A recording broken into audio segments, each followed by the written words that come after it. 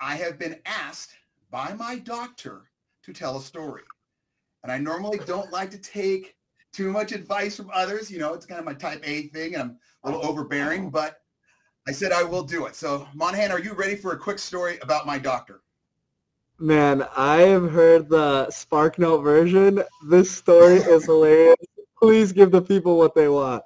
Okay, so in January, I go for my yearly physical, for my insurance, all that good stuff. I know my doctor very, very well. He's a great, great guy. We're going through the whole rigmarole, blood pressure, all that good stuff. And then finally, towards the end of our appointment, it gets a little silent. It's a little quiet. It was almost like we're on a date, and we weren't on a date, obviously, but it was one of those where everything got silenced and you could tell, uh-oh, something's happening. And he looks at me and I'm looking at him. And then all of a sudden we make eye contact and he kind of does one of those.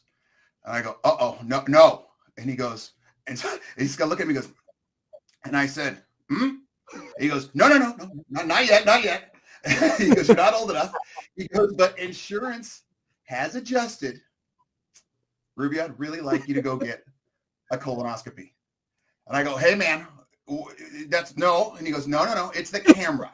He goes, I need you to go do it. It's good for your own health. But once it's clear, you don't have to do it for another 10 years. I said, oh, man. He goes, and I want you to tell the story on your show after, because middle-aged men like yourself really, really need to understand the whole process. And he goes, you can obviously tell a story, so let's do it. I say, all right, man. So the process is this. You used to have to drink like a gallon of just trash liquid. And for those that don't know, colonoscopy is basically a camera's going where it shouldn't go to film everything that it needs to film. And it just kind of has to happen. Redhead middle age. But they have to clear out, let's say, the runway. And so they used to drink this liquid. And I guess it's just bad. But now they have these pills, which are great. So the whole thing is about 12 hours before you go in for the procedure, we'll say, you have to start taking these pills. The day before, morning, you have a light breakfast. And then I was planning on like 2 or 3 o'clock in the afternoon, eating something a little bit bigger because I knew I wasn't going to be able to eat until 7 a.m. All right. So about 2 o'clock, I'm getting kind of hungry. I'm about to start eating. I get a phone call from the nurse. Hey, Rubio. Small town. Hey, Rubio, just making sure you're all prepped and ready for tomorrow. I go, yeah, I'm thrilled. So excited about this. Wonderful. She starts laughing.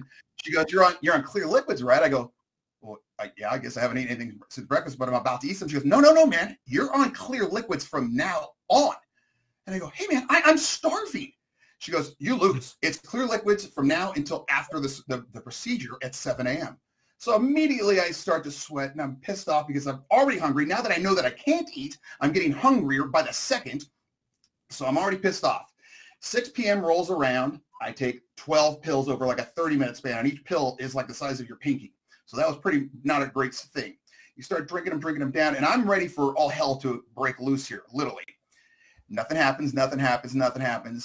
And my family's not happy about this. They literally told me, Rubio, you need to go get a hotel. I go, I'm not getting a hotel. This is my house too.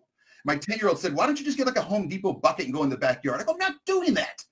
So by about 8 p.m., all of a sudden there's rumbling down south.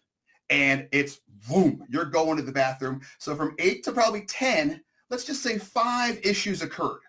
And when they occur, you have to be near the toilet or you're done. I mean, just trust me, don't go far. Don't even go upstairs, downstairs. So at 11 p.m., I have to take the second dose, 12 more pills. 11 p.m. comes around. I take them, 11:15, 11:30. Oh, good God. From 12 to 3, you are just, let's say, getting rid of anything you've eaten for the past month. And it's coming out like, oh, good God. Imagine like a fire hose on steroids. That's exactly what was happening. So you get like 3 hours of sleep. I did at least, because you can't fall asleep because issues will occur. Let's just say that.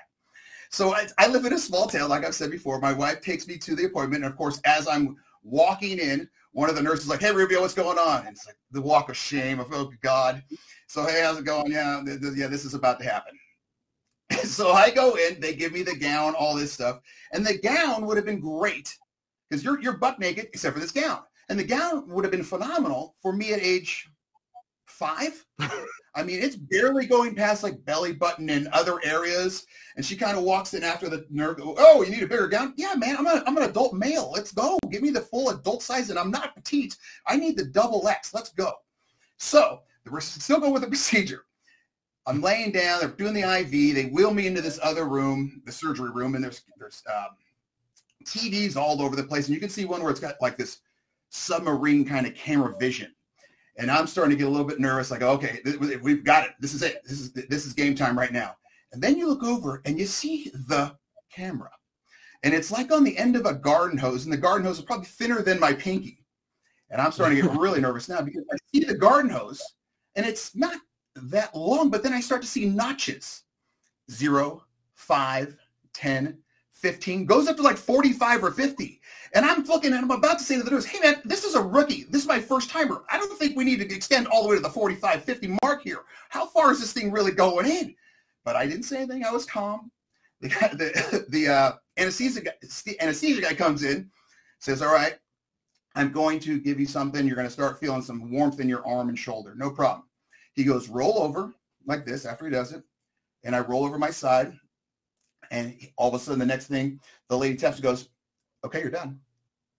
And I go, what the? I literally out loud, I go, what the hell are you talking about? I just turned over. She goes, it's been 45 minutes, man. You're done. I go, that's it? She goes, that's it. They wheel me back into the room. They show me the pictures of the canyon. I don't know what you'd call it. I'm not even sure what was happening. They said, all is clear. You're free to go. So to all my middle-aged men, seriously, it ain't that bad. Monaghan, let's go with some website questions. Man, I don't know if I can. Dude, great story. Love it. It's true. I guess from what I hear, it's not that bad.